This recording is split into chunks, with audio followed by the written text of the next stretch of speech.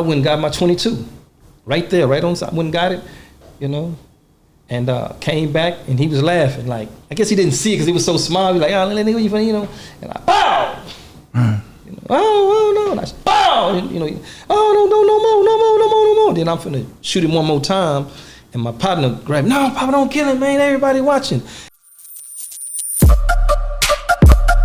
Yeah, we on Boss Talk 101. Yeah, we gonna talk. We can go back in. Like, I want to understand, like, what caused you not. Did you ever hit juvie? I want to walk through this thing. Yeah, I hit juvenile too. I hit juvenile. I think I was 12 years old. Juvenile. Little short story. In the projects, things had changed. They had changed like, drastically. Crack cocaine hit, and then right after crack cocaine hit, it's like.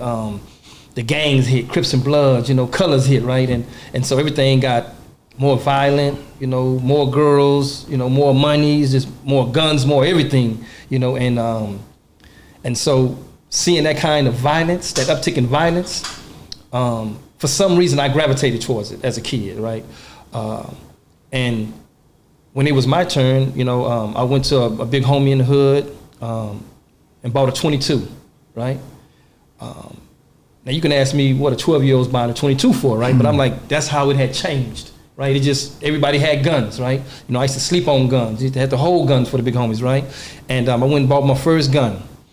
And when I went and bought my first gun, he told me, if you shoot this gun, don't throw it away and make sure you bring it back. That's right. Now who tells a youngster? First of all, who sells a youngster a gun like that? And who tells them, give them those kinds of laws, right? Right. So it's the law being laid, right? And so, not even an hour later, I go play basketball up the street from the projects. And, I was pretty good. I was small, really quick, kind of like, I want to say, kind of like Skip to my Lou, playing, I could throw the ball around you, toy with you. And the older guy was upset about that. Now, he would come down here, dunk, post me up, he was doing his thing too. But he couldn't take what I was doing to him.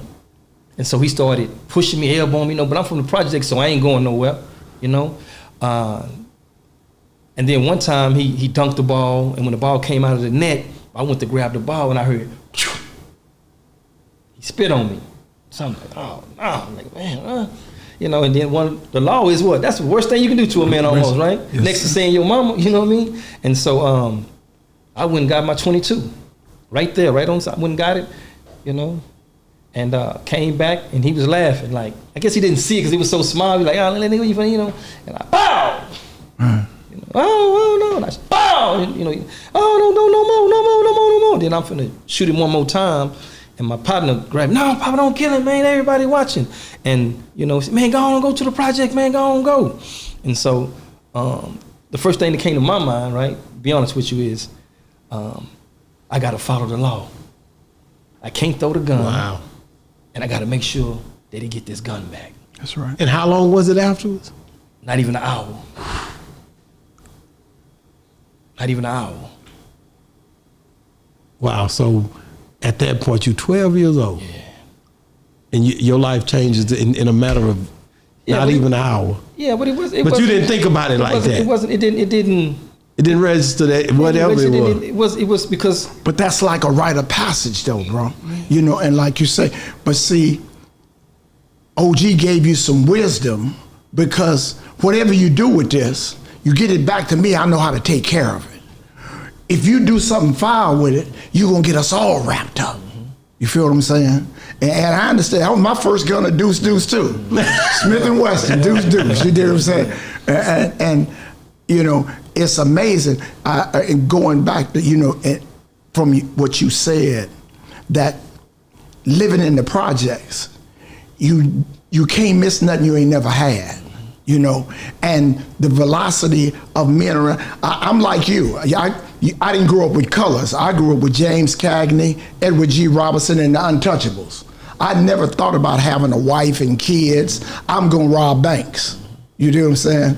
But then I didn't know in murder, there wasn't no commercial. You understand? So when you saying that, that's really resonated to me when you talked about how you grew up in the that ain't no hard luck story. These dudes talking about what they didn't have, but we made it through. Yeah. I never would. Granny took care of everything. Best time of my life. You dig what I'm saying? Them there on the other side, that's what they was doing. I grew up with a mother and father sitting at the house every day and ended up the same way you were. So we all had the same frustrations through white America. It had nothing to do with what happened in-house, what happened with the tribe.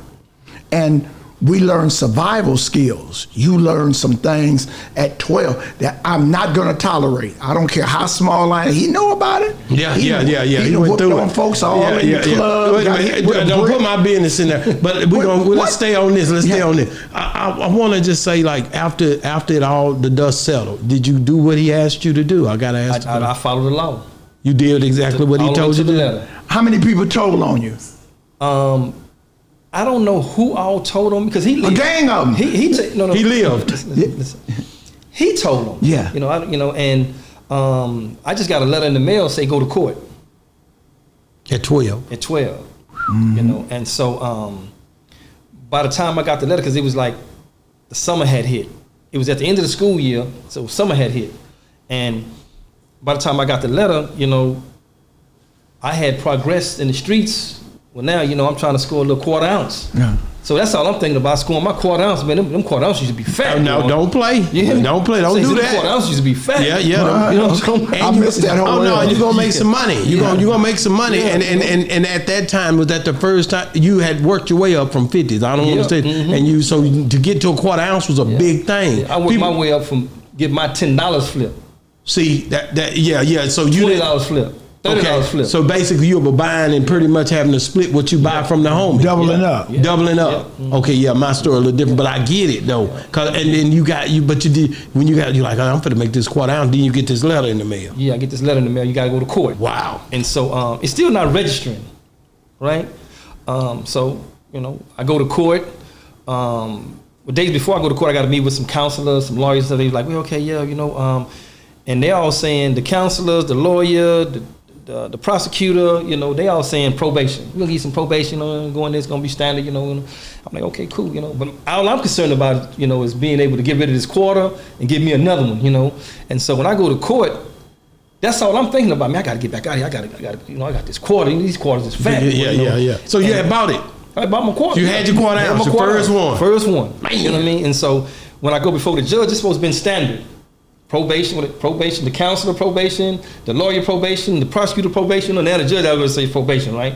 You remember I've been in trouble a couple of times, but only one time in juvenile, for the coke bottle. Correct. Right? So it's like, I'm just up in there like, I'm just ready to get back to the projects, man, And when I went in front of the judge, he says, Mr. Price, I can't let you, shoot people on the basketball court and continue to go play basketball, right? I'm like, I'm cool, I understand, give me some probation, that's what's gonna happen, And he's saying, I'm gonna sentence you to a year in Texas Youth Commission. At this time, I don't even know what that is. Yeah. I'm really thinking this is probation. Right. And you're only 12. Yeah, I'm thinking it's probation. I'm like, it's not even registering. But Texas Youth, Commission is locked up. Yeah, youth detention. You know what I mean? I'm taking you today. Yeah, taking me today. Today.